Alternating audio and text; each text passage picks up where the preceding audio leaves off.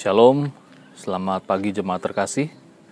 Puji Tuhan di hari ini dapat menyapa kembali jemaat terkasih.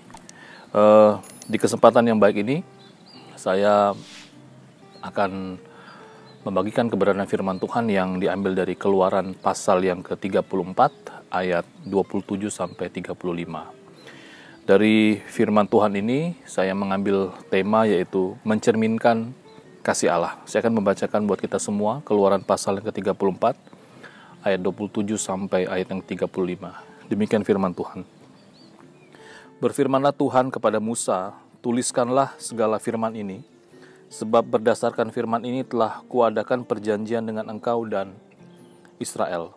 Dan Musa ada di sana bersama-sama dengan Tuhan 40 hari 40 malam lamanya. Tidak makan roti dan tidak minum air. Dan ia menuliskan pada loh itu segala perkataan perjanjian, yakni ke-10 firman. Ketika Musa turun dari gunung Sinai, kedua loh hukum Allah ada di tangan Musa ketika ia turun dari gunung itu. Tidaklah ia tahu bahwa kulit mukanya bercahaya oleh karena ia telah berbicara dengan Tuhan. Ketika Harun dan segala orang Israel melihat Musa, tampak kulit mukanya bercahaya, maka takutlah mereka mendekati dia.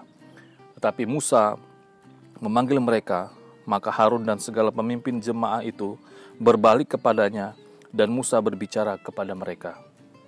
Sesudah itu mendekatlah segala orang Israel, lalu disampaikanlah kepada mereka segala perintah yang diucapkan Tuhan kepadanya di atas gunung Sinai. Setelah Musa selesai berbicara dengan mereka, diselubungilah mukanya. Tetapi apabila Musa masuk menghadap Tuhan untuk berbicara dengan dia, ditanggalkannya lah selubung itu sampai ia keluar. Dan apabila ia keluar, dikatakanlah kepada orang Israel apa yang diperintahkan kepadanya. Apabila orang Israel melihat muka Musa, bahwa kulit muka Musa bercahaya, maka Musa menyelubungi mukanya kembali sampai ia masuk menghadap untuk berbicara dengan Tuhan. Jemaat terkasih, tepat tanggal 22 Juli 2020 kemarin, orang tua saya memperingati 40 tahun pernikahan mereka. Banyak cerita yang dapat saya pelajari, lalu banyak teladan iman yang tentunya saya sebagai anak bisa mencontoh kehidupan dari rumah tangga orang tua saya yang sudah 40 tahun menikah. Sehingga saya berani mengambil sebuah kesimpulan bahwa 40 tahun kehidupan rumah tangga orang tua saya adalah refleksi dari hubungan orang tua saya dengan Tuhan. Di dalam pembacaan kita, Musa berada di Gunung Sinai selama 40 hari, 40 malam. Di sana kita ketahui bahwa di Gunung Sinai, Tuhan memerintahkan Musa untuk menulis 10 perintah Tuhan. Dan kalau kita yang membaca secara seksama perikop yang tadi kita baca, ada hal menarik di mana saat Musa turun dari Gunung Sinai. Yang pertama, bahwa Musa tidak menyadari bahwa pertemuannya dengan Tuhan telah membuat wajahnya menjadi bercahaya. Yang kedua, bangsa Israel meskipun Musa tidak mengetahui bahwa wajahnya bercahaya, tetapi yang menarik bahwa bangsa Israel dapat melihatnya dan tahu bahwa Musa telah berbicara dengan Tuhan. Karena melihat wajah dari Musa yang bercahaya. Pertemuan Musa dengan Tuhan, terus-menerus dengan Tuhan, mempengaruhi kehidupan orang-orang di sekitarnya. Karena apa? Karena Musa membawa pesan atau firman daripada Tuhan. Begitu juga seharusnya kita, bahwa kita sebagai orang percaya harus menyediakan waktu bersama dengan Tuhan di dalam sepanjang kehidupan kita setiap hari. Sehingga kita dapat mencerminkan kasih Tuhan dalam kehidupan kita.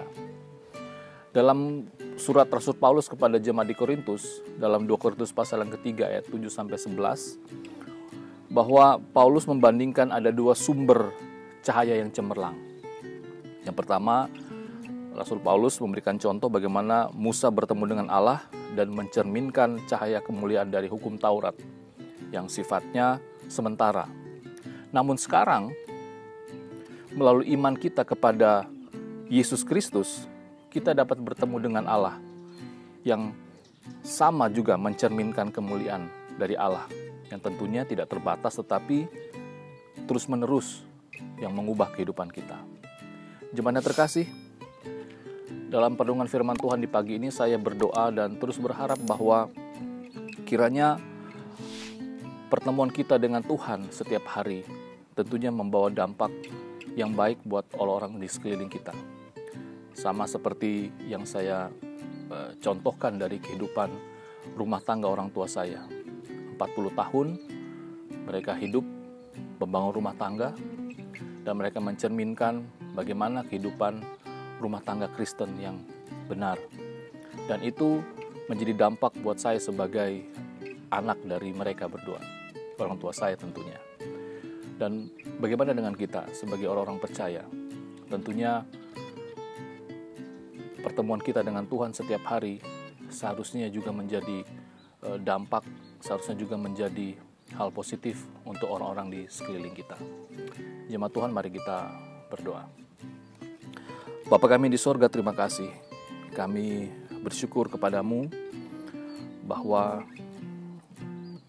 di hari yang baru yang kami boleh nikmati di hari ini adalah sebuah kesempatan yang Tuhan berikan kepada kami. Tapi kami juga rindu bahwa memakai kesempatan yang Tuhan berikan kepada kami di hari ini untuk kami memancarkan kasih Tuhan di tengah-tengah kehidupan kami sebagai orang percaya. Kami belajar dari teladan hidup Musa, bagaimana pertemuannya dengan Tuhan bukan saja membuat wajahnya bercahaya, tetapi memberi dampak kepada umat Israel saat itu. Dan begitupun kita seharusnya sebagai orang percaya yang sudah memiliki Yesus Kristus. Seharusnya kehidupan kami pun menjadi cahaya, menjadi dampak yang baik untuk orang-orang di sekeliling kami. Mampukan kami Bapa, agar kami sungguh-sungguh boleh menjadi pancaran cahaya, boleh menjadi terang di tengah-tengah lingkungan kami. Di dalam nama Tuhan Yesus kami sudah berdoa dan bersyukur. Amin.